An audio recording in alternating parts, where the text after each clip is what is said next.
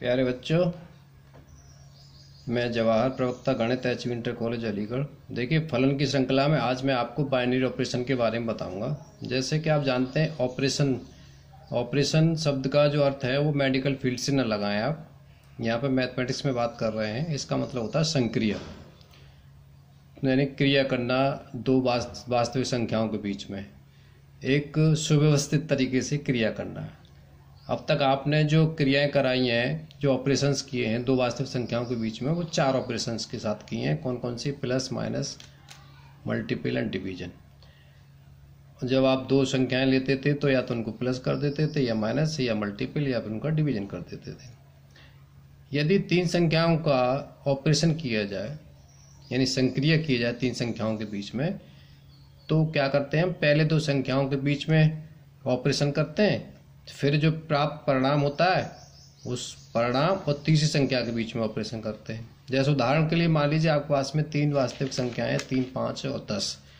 तो यहाँ पर मैंने ये तीनों 3 और 5 के बीच में पहले एक संक्रिया की है, क्रिया की है, ऑपरेशन किया है। रिजल्ट आया आपका 8। फिर 8 और 10 यानी तीसरी जो संख्या है 10, उसके साथ में फिर संक्रिया की है, तो आधार आपके रिजल्ट आ गया आपका 18। तो इस तरह से 2 आधार बन गए।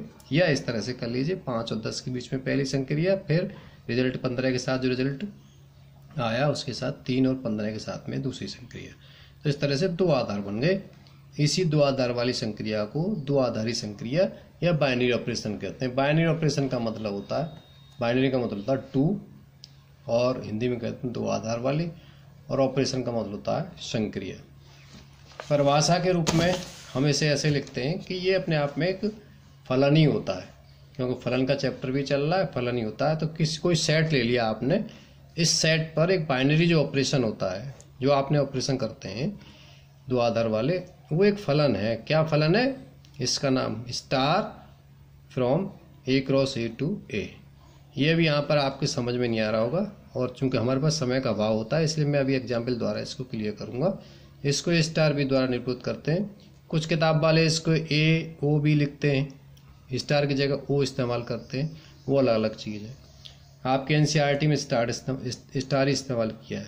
तो देखिए, ये क्रमनिवय नियम का पालन कर भी सकता है, नहीं भी कर सकता है। यानी ए स्टार बी की वैल्यू बी स्टार ए की इक्वल हो भी सकती है, नहीं हो सकती है। ये डिपेंड करता है कि क्या परिभाषित किया गया फलन को, बाइनरी ऑपरेशन की वैल्यू को क्या दिया गया है।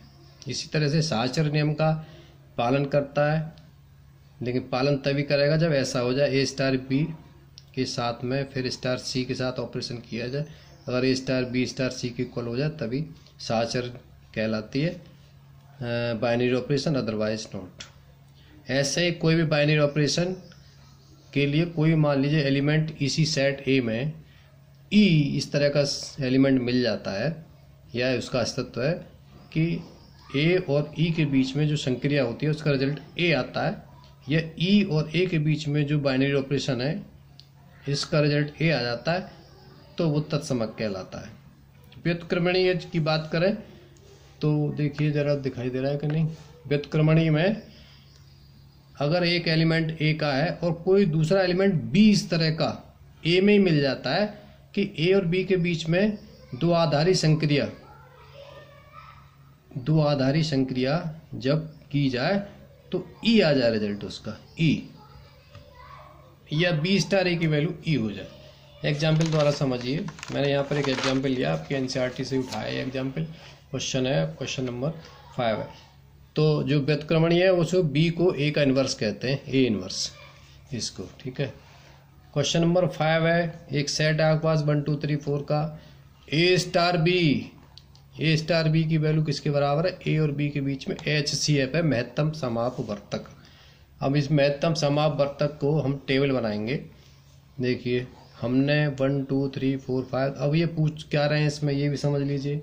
पूछ रहे हैं तो क्या इस टेबल से ये बताइए बना करके कि कम्यूटेटिव लॉ का पालन हो रहा है कि नहीं है, साहचर्य नियम का पालन हो रहा है, एसोसिएटिव लॉ का पालन हो रहा है कि नहीं। आइए देखते हैं। तो 1 2 3 4 5 हमने हॉरिजॉन्टल ले लिए, इस तरह से कॉलम वाइज ले लिए, और यहाँ पे ऑपरेशन आपका बाइनरी ऑपरेशन क्या है, स्टार यहाँ पे रख दिया हमने, चिन्ह नहीं। तो अब देखें 1 स्टार 1, 1 स्टार 1 अर्थात HCF ऑफ 1 and 1, यानी एक एक का महत्तम समावर्तक। तो एक और एक का महत्तम समावर्तक 1 होता है। ऐसे ही 1 स्टार 2 यानी एक और 2 का महत्तम समावर्तक 1 होता है। इसका इसका इसका इसका इसका इसका महत्तम समावर्तक सबका 1 होता है।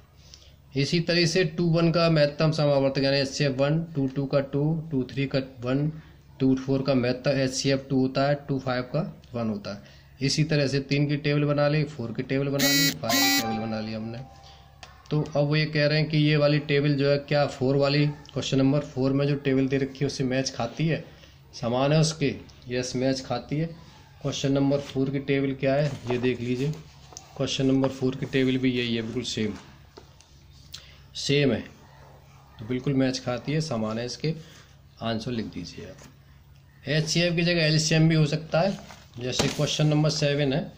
क्वेश्चन नंबर 7 आपकी किताब का NCERT का क्वेश्चन नंबर 7, इसमें पूछ रहे हैं कि साहब ये बताइए कि A star B is equal to, यहाँ पे A और B का LCM द्वारा परिभाषित है, यानी A और B के बीच का जो LCM आएगा वो A स्टार B की वैल्यू होगी।